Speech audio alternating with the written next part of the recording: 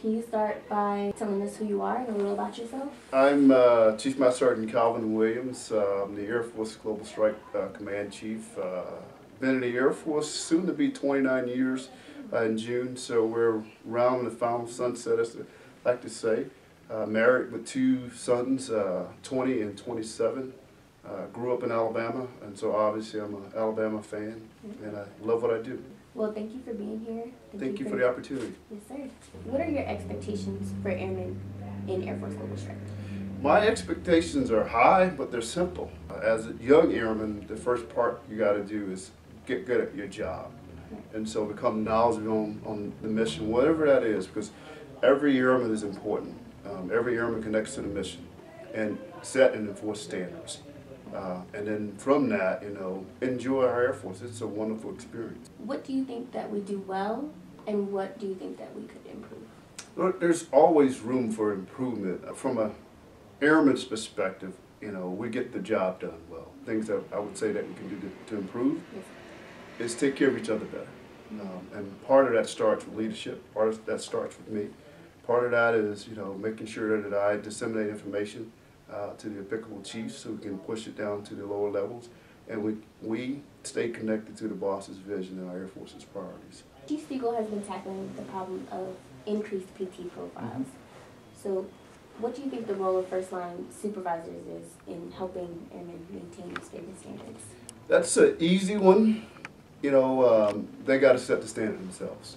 And, as a frontline supervisor, you are entrusted with a lot, from the job perspective as well as you're responsible for somebody other than yourself. So from a PT standpoint, every unit, whether you're in a cold weather climate or in a hot weather climate, you should have some type of organized PT. One thing that I think that we lost over the years, we used to do when I was much younger, we used to call them Blues Mondays, because ABUs hide a lot.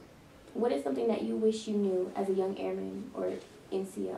The one thing that if I could do it all over again, I would probably get involved in school faster.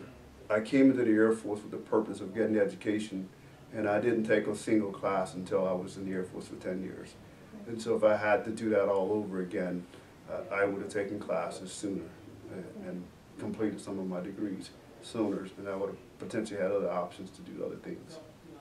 How would you characterize your leadership style? I recognized early on that the collective ideas of many to arrive at a decision point is probably a better decision in most cases, although there's times where you have to make a decision with the information that you have. But my style is more of a collaborative style. What factors do you think helped you to get where you are today? Wow.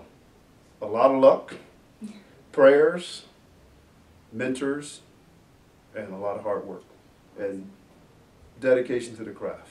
Right. What makes a good senior NCO? Someone who knows their craft, professional in every word and deed, that take care of their people, that can connect their bosses, in many cases squadron commanders or senior officers within their respective organizations, and they can connect the junior airmen to that mission set. And fundamentally, they take care of the airmen.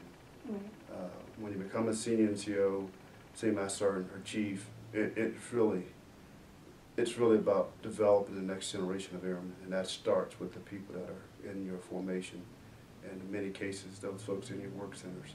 What advice would you give to big A airmen to set themselves up for a successful Air Force career?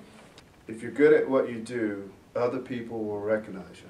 Some people will say you'll get more work. In reality, you will, because the aspiration should be, I want to be that go-to airman. When there's a problem, if there's something that needs to be done in the organization, they're going to call me, or in your case, Airman Carter. Is there anything that you would like to add? The Air Force is a wonderful opportunity. Whether you're 4 years, 6 years, or 30 years, you served, and that's a noble concept in itself. And so those folks that choose to serve, whether it's 4 years, 6 years, or somewhere between 30, we'll just like to say thank them for their service, thank them for their commitment, and thank their families, because as military members, it's pretty easy for us at times.